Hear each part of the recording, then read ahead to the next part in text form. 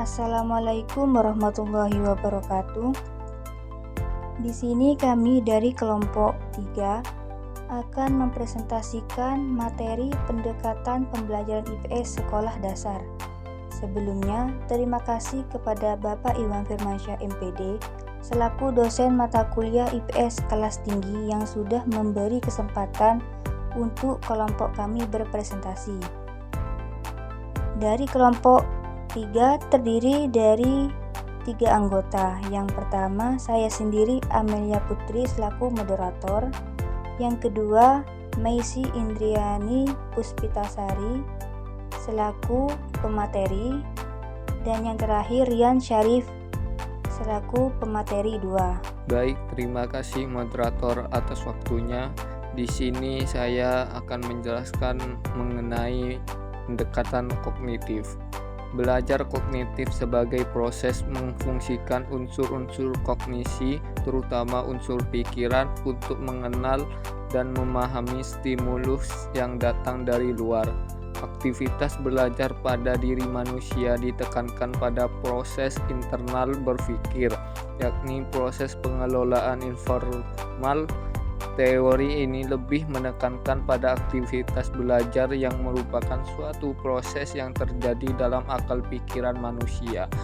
Menurut Bang 1996, pendekatan yang khas dalam IPS yang potensial dapat mengembangkan kecerdasan rasional adalah social science inquiry atau penelitian ilmu sosial. Pendekatan ini memiliki karakteristik sebagai berikut. Tujuan utama pendekatan penelitian sosial adalah membangun teori atau secara umum membangun pengetahuan.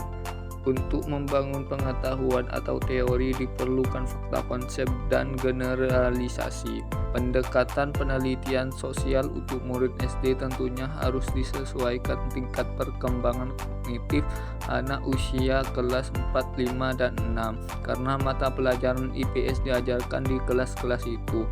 Oleh karena itu, tujuan pendekatan penelitian sosial di SD adalah memperkenalkan dan melatih anak cara berpikir sosial yang dapat dibangun. Tentu saja belum sampai pada teori pengetahuan sosial, tetapi berupa pengetahuan sosial dengan kerangka keilmuan sederhana.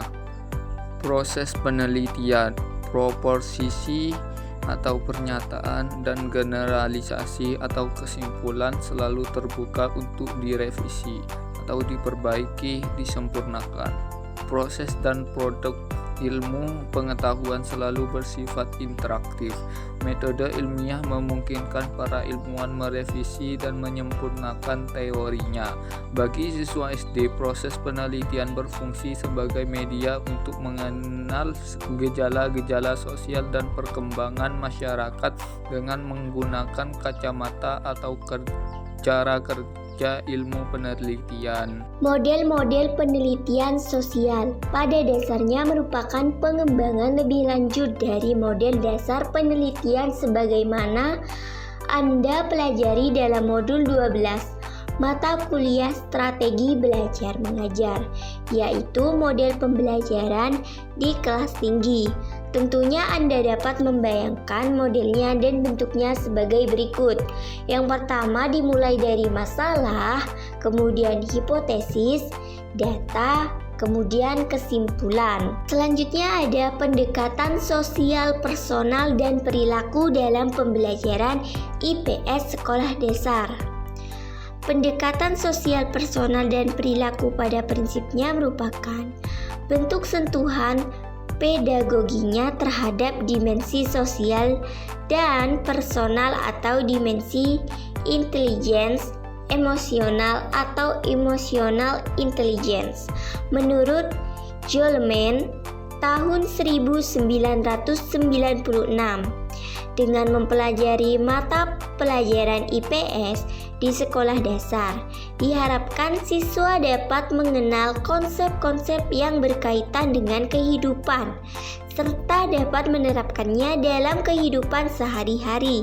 Selain itu, juga diharapkan siswa dapat berpikir kritis dalam menghadapi masalah-masalah sosial, serta dapat menemukan solusinya hingga dapat mengatasi masalah itu, baik masalah pribadi maupun masalah sosial. Emosi, apabila dilihat secara harfiah, Oxford English Dictionary mengartikan emosi atau emotion sebagai setiap kegiatan atau pergolakan pikiran, perasaan, nafsu, setiap keadaan mental yang hebat atau meluap-luap.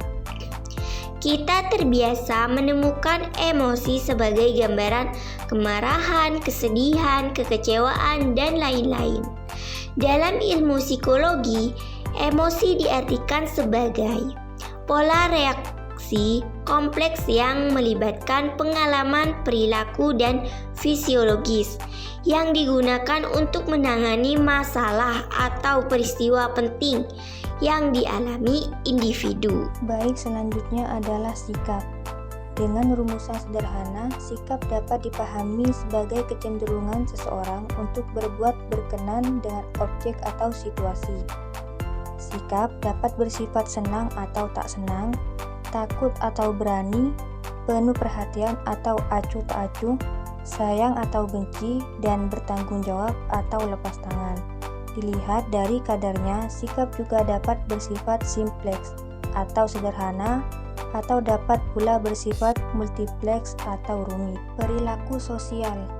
Perilaku sosial adalah istilah yang digunakan untuk menggambarkan perilaku umum yang ditunjukkan oleh individu dalam masyarakat, yang pada dasarnya sebagai respon terhadap apa yang dianggap dapat diterima atau tidak dapat diterima oleh kelompok sebaya seorang. Perilaku sosial merupakan tindakan-tindakan yang berkaitan dengan segala perbuatan yang secara langsung berhubungan atau dihubungkan dengan nilai-nilai sosial yang ada dalam masyarakat.